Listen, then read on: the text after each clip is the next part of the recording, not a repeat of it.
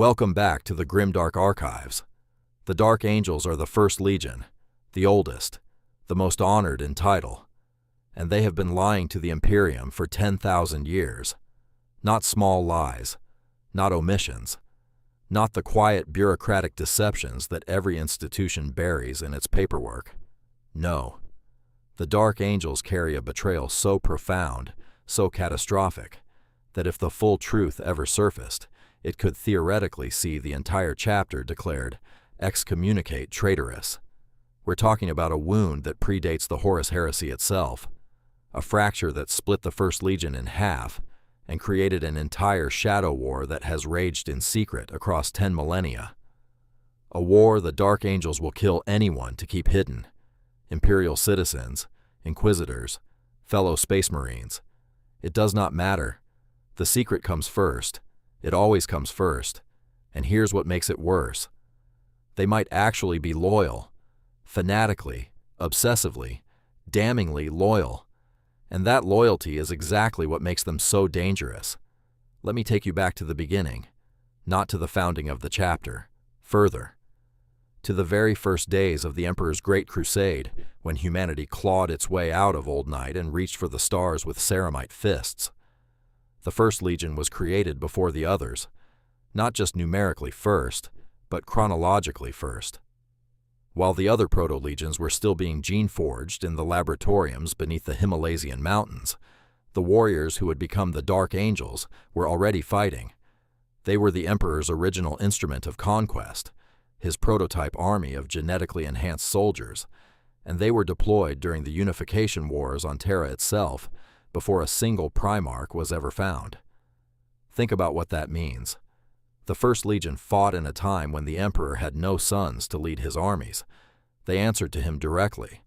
They were his enforcers, his executioners, his Dark Angels of compliance, and they carried out missions so classified that even other branches of the early Imperium didn't know what they were doing. This culture of secrecy didn't begin with their Primarch. It was baked into the Legion's DNA from the very first generation. They were compartmentalized. They operated in hexagrammaton structures, 6 specialized wings, each with its own chain of command, its own rituals, its own kill protocols. The Deathwing, the Ravenwing, the Dreadwing, the Ironwing, the Stormwing, the Firewing. Each wing was a weapon unto itself, and the First Legion could deploy combinations of these wings like a swordsman choosing which blade to draw.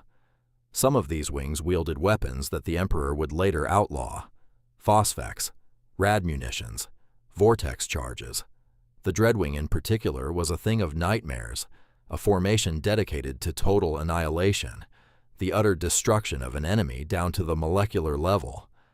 The First Legion didn't just conquer, they erased. And they did all of this without a father.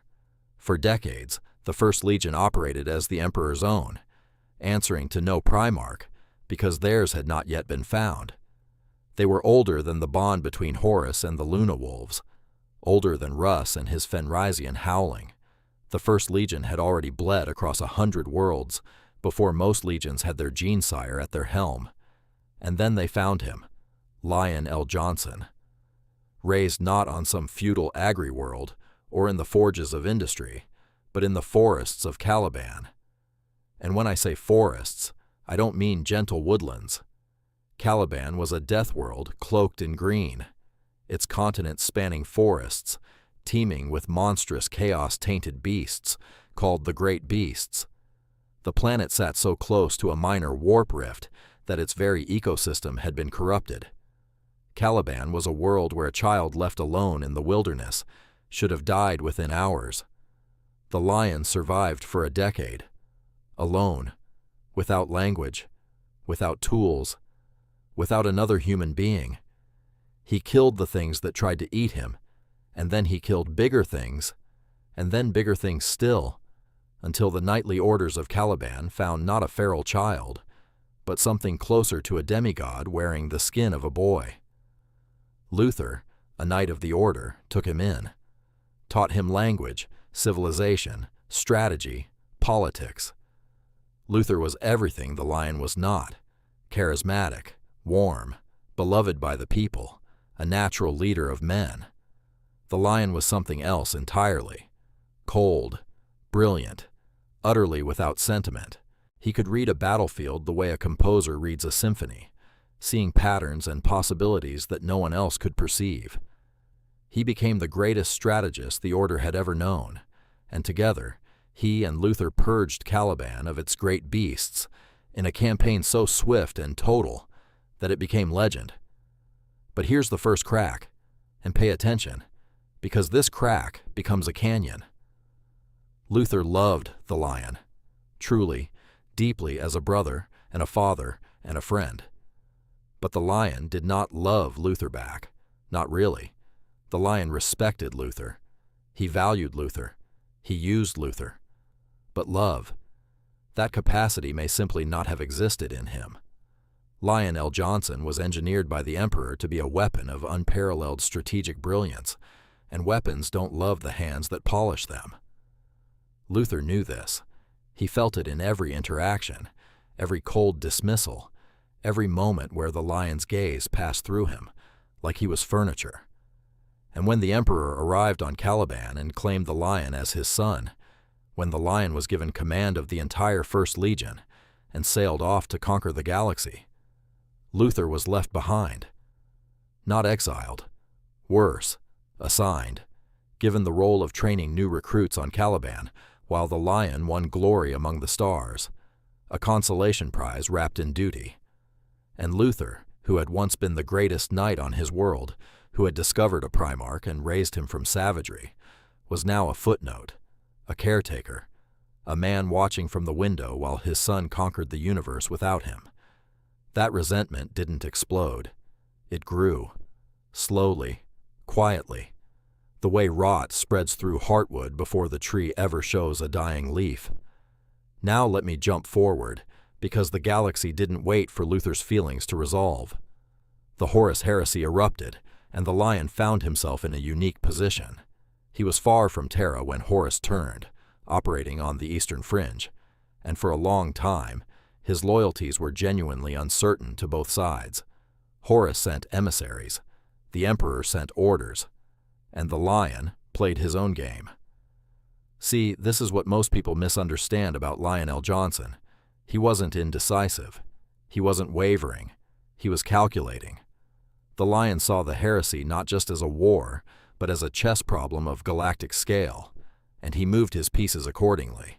He destroyed a Night Lord's fleet that was ravaging the eastern reaches.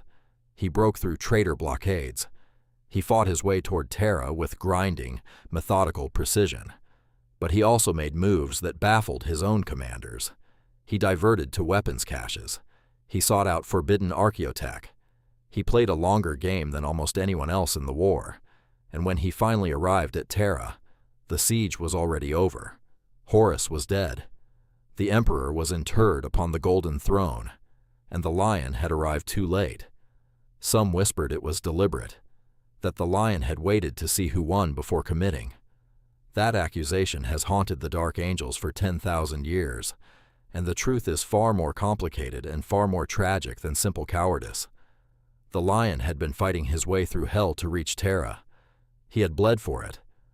But his strategic mind, that same gift that made him the Imperium's greatest tactician, had also compelled him to secure assets and destroy threats along the way, rather than making one desperate, reckless charge. Guilliman did something similar, arriving late, and history forgave him. The lion was not so lucky. Perhaps because the lion never bothered to explain himself. Perhaps because what happened next made explanation impossible. He went home to Caliban. And Caliban tried to kill him. Luther had fallen. During the years of isolation, of watching the heresy tear the galaxy apart from afar, of feeling abandoned and purposeless, the Chaos Gods had whispered to Luther, the way they always whisper, finding the crack in a soul and pouring poison into it. And Luther hadn't just fallen alone. He'd taken a significant portion of the Dark Angel's garrison with him. When the Lion's fleet entered orbit, Luther's forces opened fire, not with small arms, with the planet's defense batteries, full orbital bombardment against the returning fleet. The Lion was stunned. For perhaps the first time in his superhuman life, he had not seen this coming, and that failure of foresight broke something in him. He made planetfall, tore through the corrupted defenders of his own homeworld, fought his way to Luther in the depths of the great fortress monastery, and there, father and son in every way that mattered, brother and brother in every way that hurt, they fought. The duel between the Lion and Luther is one of the most devastating personal combats in all of 40K lore, because it isn't just a fight. It's the physical manifestation of every unspoken wound, every swallowed grievance, every moment of love that was offered and never returned. Luther, empowered by the dark gods, fought with a strength that should have been impossible for a mere enhanced human. He actually wounded the Lion. He broke through that cold, perfect armor, both physical and emotional, and in that final exchange, Luther unleashed a psychic blast of such fury that it mortally wounded the Primarch. And then, Luther broke, not his body, his mind, his soul.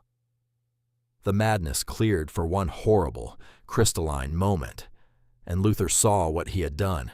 He saw his brother, his son, his Lord, lying broken at his feet. And he wept, he screamed. The anguish was so vast, so psychically charged, that it ripped through the warp itself. A massive warp storm engulfed Caliban, tearing the planet apart. When the storm cleared, Caliban was gone, destroyed, reduced to an asteroid field. All that remained was the fortress monastery, a chunk of rock drifting in the void that would eventually be rebuilt into a mobile fortress, called the Rock. And here is where the secret begins. The warp storm didn't just destroy Caliban. It scattered Luther's followers, the fallen angels, across time and space. Hundreds, perhaps thousands of chaos-corrupted, or simply traitorous dark angels, were flung to every corner of the galaxy and every period of history. Some emerged in the distant past, some in the far future, some in the present. They were everywhere and nowhere, and the dark angels who remained loyal looked upon this catastrophe and made a decision that has defined them ever since.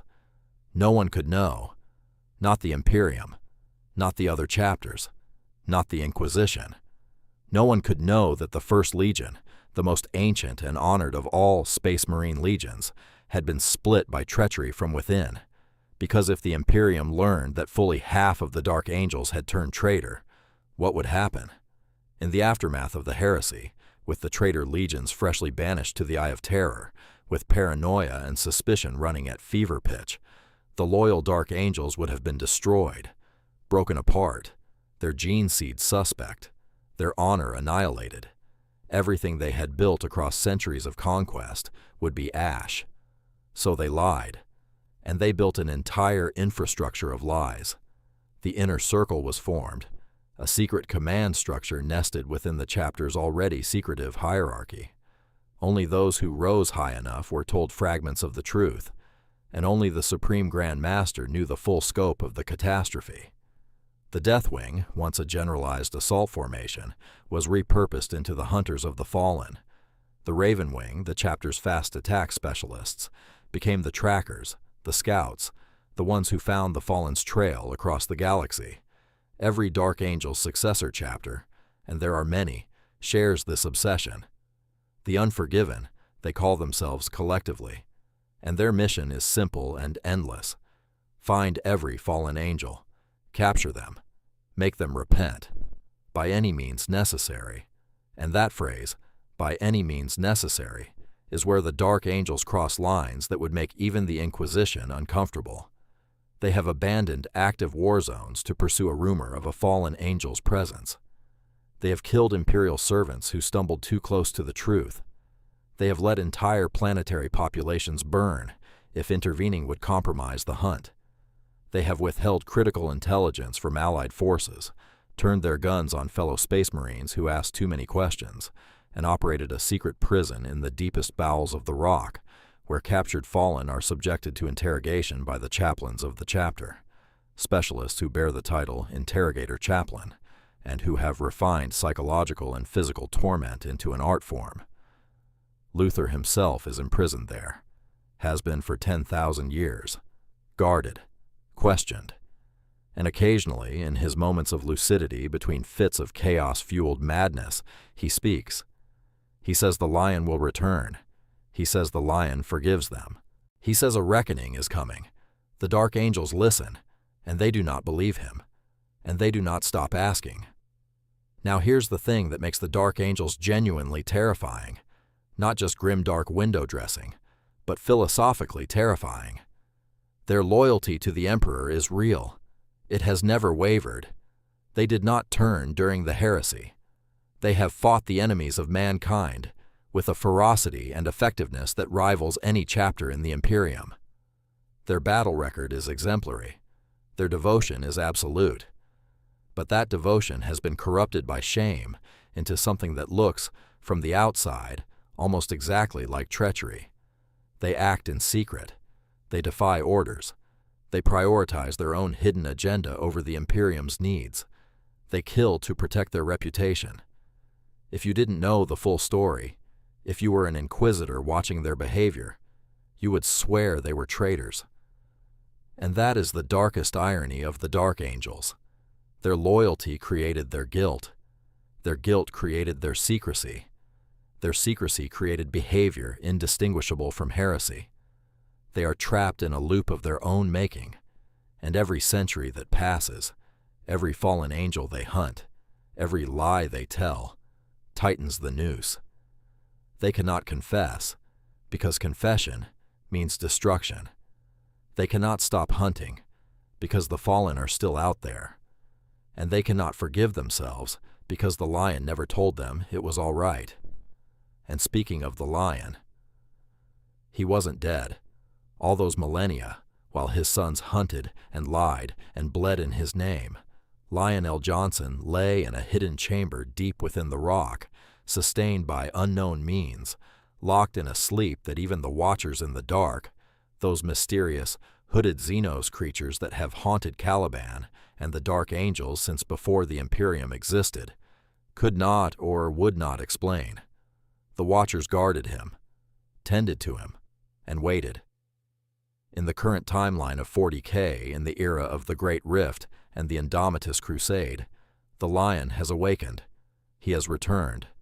And his return changes everything and nothing simultaneously, because the secrets are still there, the fallen are still scattered, and the Lion himself is a being of such inscrutability that even his own sons cannot tell if his return heralds absolution or judgment. He has already begun to act, gathering forces, fighting the enemies of mankind with the same cold, brilliant precision he always possessed. But he has not addressed the great wound, not fully, not yet.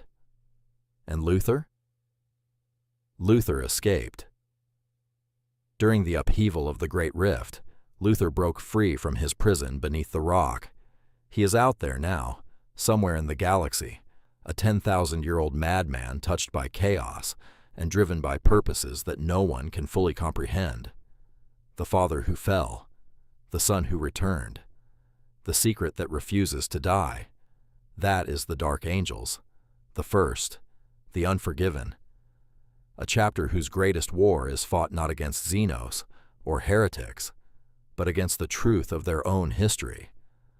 They are the Imperium's oldest defenders and its most prolific liars. They are heroes who behave like villains to protect the memory of heroism itself. And in the grim darkness of the far future, where there is only war, the Dark Angels prove that the most devastating battles are the ones fought inside your own fortress. The lion walks again, the fallen still run, and the secret endures. If you enjoyed this deep dive, shoot the like button